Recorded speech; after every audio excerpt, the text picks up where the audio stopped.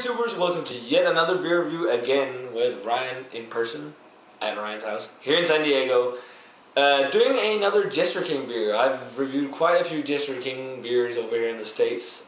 Some of them have been pretty good, some of them have been kind of yeah, but this one should be pretty interesting. This is their Rye IPA or Rye India Pale Ale called Wytchmaker. I think this is one of their regular releases that they do like year round. 6.8% IPA brewed with rye. Some of the hops are in there are Warrior, Cascade, Centennial, Amarillo, and Simcoe, which is some pretty interesting hop varieties. I've never had this, so this should be pretty interesting to get to try. So yeah, let's get it cracked open. It's kind of the dark, almost amber-like. Yeah, like almost like we'd call it almost a burnt orange. Yeah, cloudy, kind of dark copper maybe or something like that.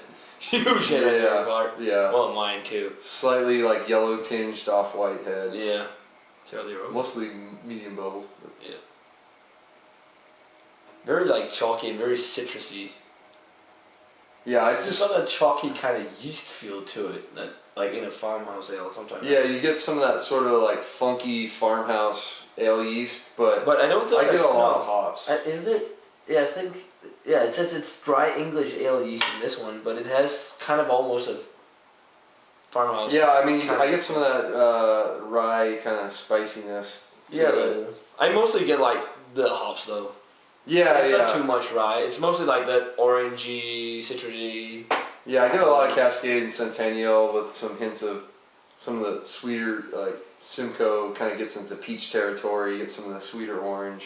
Mhm. It's got like almost a candy sweetness kind of. Yeah, I get a lot of floral that you. Yeah, it's actually super floral. Like you get a lot of that with Cascade, can be grapefruity floral, and then Centennial can kind of go into that floral range too, being kind of like a super Cascade hop, and like touches of that kind of like apricot, kind of into tropical fruit. Well, bordering on it. I'd say it's mostly like it's like as you say, it's actually really floral. Yeah. It's one of the more floral IPAs I've smelled in a long time. Yeah. All right. Dig in. Cheers. Cheers.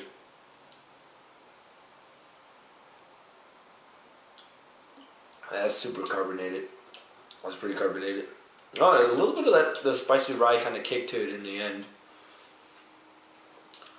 Kind of a pretty clean, refreshing. Yeah, kind of like a medium type of body to it. Dry. Yeah, the rye, I mean, it really helps with like head retention and mouthfeel. Oh yeah. But you definitely can taste it on this one too. Yeah, not too much, but there's definitely some like spicy rye notes. Yeah, up front there's a ton of carbonation, tax your tongue, so it takes a while for a little bit before the hops to hit. But carbonation is always a good way of delivering the hops to your tongue. Not overly bitter. These kind of like rocky Duvel head to it. Yeah, it just drinks like a Belgian beer, really. Almost, yeah. A hoppy Belgian. And I think the high carbonation really helps on doing that. Yeah, I don't get it because it's like I said, it's using English ale yeast, it says on the bottle, and like all American hops. So it's kind of like a weird beer, and calling it a rye IPA is kind of, I mean, at least for this particular bottle, is like a bit misleading in how it drinks because it's not super bitter up front. It's definitely got good hops. I mean, it's more of a balanced type of IPA, but it just has a weird character, and it's like definitely overcarbonated. Yeah, it's definitely overcarbonated. It reminds me a little bit of actually one of the homebrews me and Jakob did because it had like an intense carbonation like this too, actually. But still saying that, it's not a bad beer whatsoever. I think it's pretty tasty. Yeah. It's just like a little too overcarbonated, and then it has like, that kind of, I think, weird chalky kind of taste to it. Yeah, so I mean, docking it for the overcarbonation, I'm gonna go with a B- on this one. I think it's worth trying. Yeah. If you're in Texas, this is it's at least something different. There's not a whole lot of rye IPAs. This one's even different from some of the other ones, like a Alpine Nelson, which is rye IPA.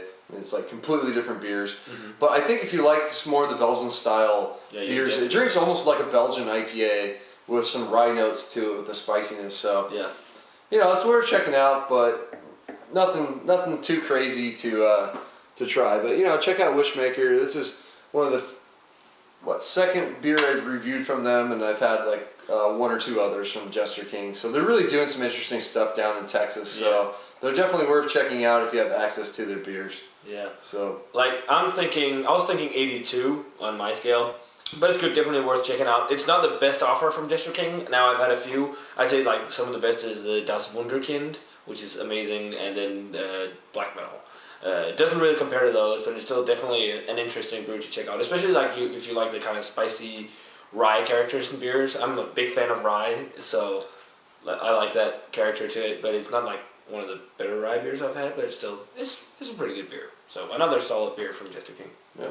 So yeah, guys, that does it for this beer review of the Jester King Wytchmaker Rye IPA. Yeah, guys, remember to let us know what you think of this brew if you've had it. As always, remember to comment, subscribe to our Facebook fan page and Twitter, and we're gonna say cheers. Cheers.